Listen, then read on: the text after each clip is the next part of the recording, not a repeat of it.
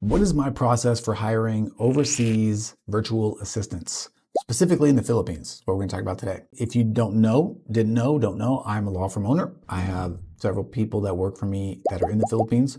I own a law firm bookkeeping company.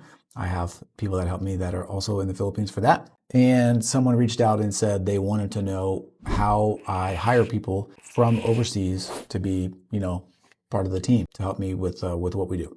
Let me talk about why I like to hire virtual assistants or virtual paralegals or virtual whatever fill in the blank that you need for your firm. Reason number one, the people that I have found that work for me on my team, they are wonderful people.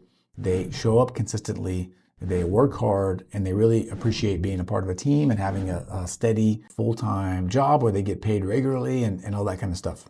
That's one great thing about it. Number two, and this is well-known fact, I think it's probably no surprise, it's cheaper to hire people there. Not only, by the way, is the hourly rate that you would pay them significantly cheaper than many places here in the States. I'm in Seattle, which is crazy expensive. You also don't have to pay all of the employment taxes that you might normally pay. Social Security, Medicare, you don't have to pay that stuff because they're not living in the US, they're not using US resources. You don't have to pay those taxes for those people. So you're saving some money there. And that's quite nice. The third reason is I think I will say there's a lot of valuable, experienced, great people there that are looking for work. Some of the people on my team are attorneys that are working as paralegals. So you have a lot of skill over there and you have a lot of people that are really excited to work and will work hard. That's why I look to hire there. It's been a great experience for me. Not every time, but many, many times. Here's the way that I do my hiring process for my VAs. By the way, you still want to have good books when you have VAs. So if you need bookkeeping help, check us out, particularly if you're a law firm owner. Step one is the job description. You want to make sure that you are hiring somebody to do something specific for you. If you want to have somebody that can do 100 things, you're not going to find a great person. So if you're looking for an admin type of person, make the job description for admin stuff. Don't have them doing social media posting and whatever else you can think of in the middle there. If you have a paralegal, if you're looking for a paralegal, make the job post about being a paralegal. That's step number one. And that is, I think, where a lot of people get messed up from jump is they don't specify what they're looking for, or they want too much from one person and everything falls short and you wonder why it never works out for you. That's why. So once I create the job description, that's what I do. Inside of the job description, I always have people tell me a little bit about themselves. I always want to know what is something that you were good at outside of being a paralegal. I also typically want to know what book are you reading. I just love to have book readers on my team. And then what I will also say, and this is very important when you're doing a job post and looking for somebody that's overseas, I give them a specific instruction to put a specific thing in the title of their response. Why do I do this?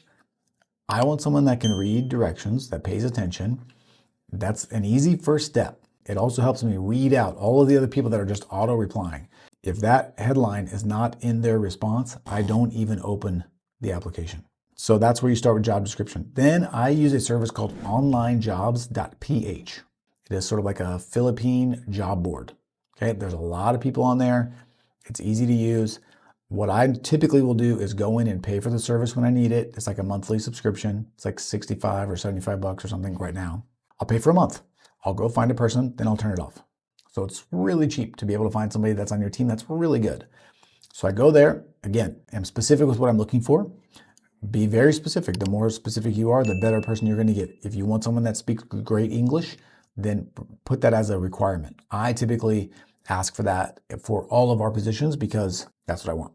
I want good communicators, both written and verbal. And if you're fluent in English, you're typically going to be a decent writer, able to communicate in an email. Then I will post a job. I'll let it run for a couple days and you'll get a bunch of responses, most likely. I'll go through those responses, try to find maybe like the top 2 or 3 people that I think. I'll talk to them. I will let them meet the team and then I will hire them. That's how we hire our VAs. Hopefully this helped. If it did, that's great. If you're looking for some bookkeeping help, bigbirdaccounting.com can do that for you. Would love to help you. And if you have any other questions about this or anything else related to running a law firm, managing a law firm, getting clients, taxes, ask it all. We're here. Okay? That is it. Have a great day. See ya.